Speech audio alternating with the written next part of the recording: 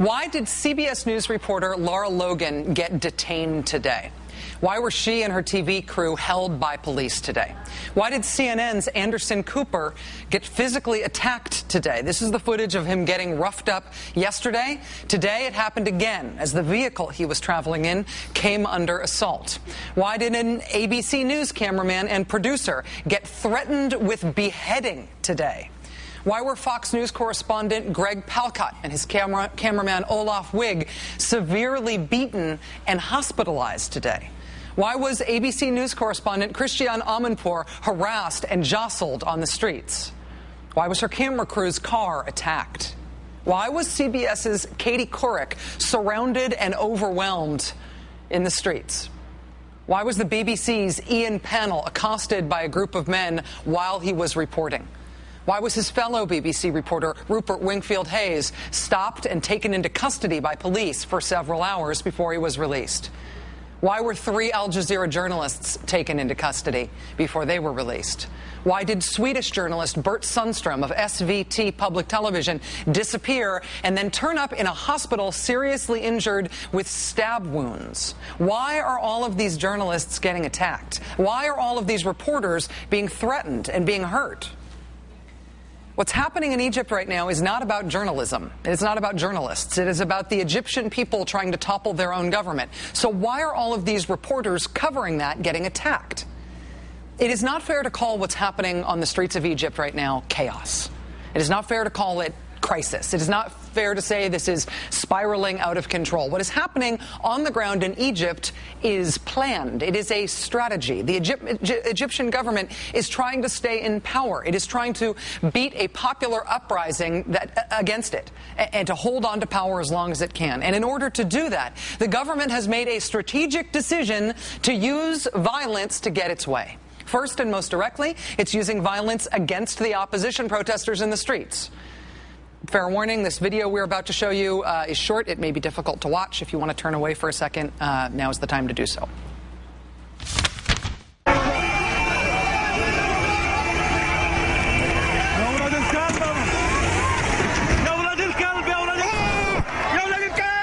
That video, which has turned up on the internet in recent days, appears to show an Egyptian police van ramming through a crowd of anti-government protesters at top speed.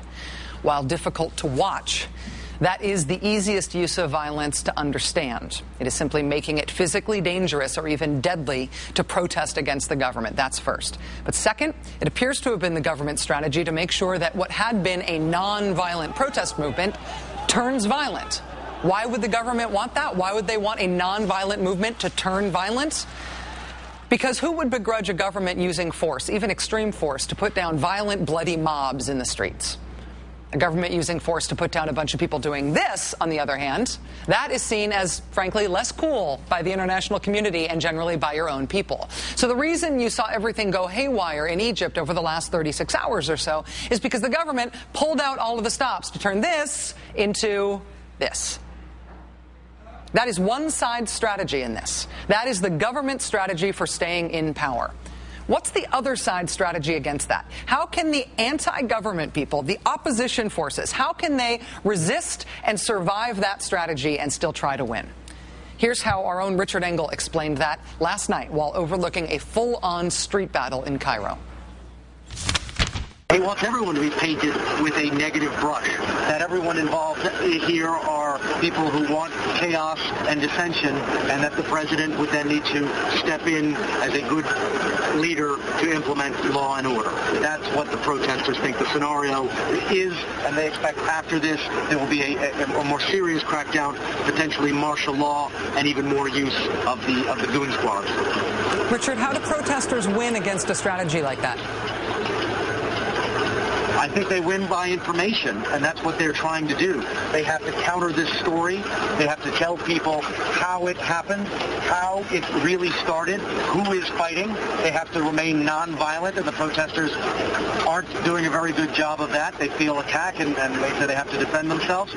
It is very difficult to win when you are picked into a fight, and then if you're drawn into a fight, to try and maintain your air of being innocent and nonviolent. I don't know exactly how you do that.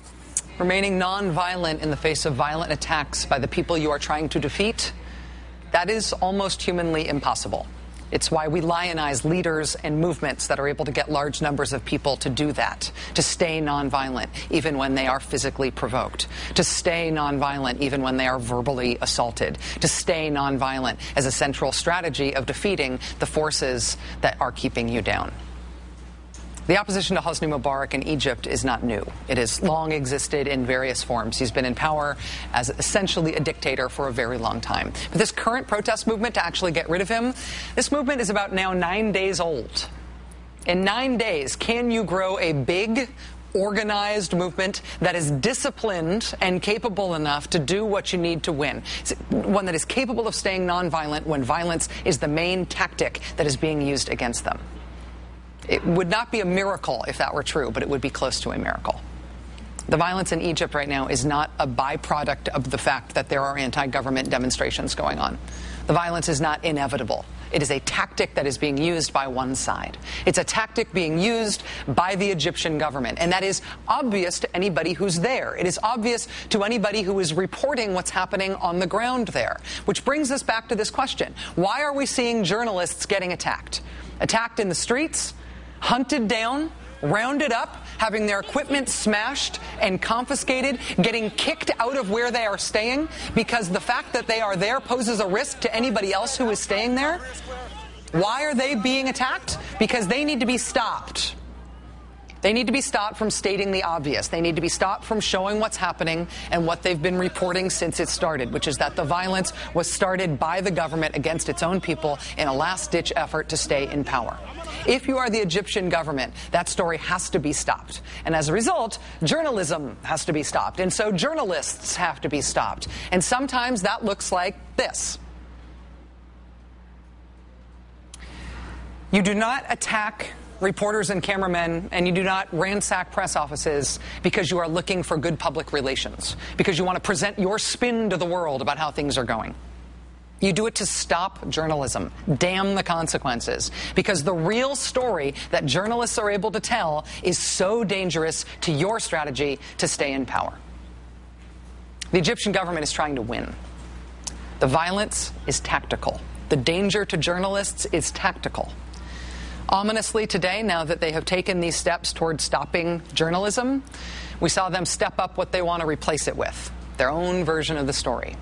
Today, what looked like forced confessions started to run on pro-government TV in Egypt. The Committee to Protect Journalists documented at least 7 instances on state-owned television or on private stations owned by businessmen loyal to President Mubarak, in which individuals described elaborate foreign plots to destabilize Egypt. In several instances, they were described as Israeli spies, naturally. In one instance, a woman whose face was obscured confessed to having been trained by Americans and Israelis. She went on to say that the alleged training took place in Qatar, where, wouldn't you know it, the news network Al Jazeera is based. Stopping the real journalism to make room for your own version of the facts. It is desperate, but this kind of thing has worked before. One of our NBC News correspondents who is right in the middle of all of this joins us live from Egypt next.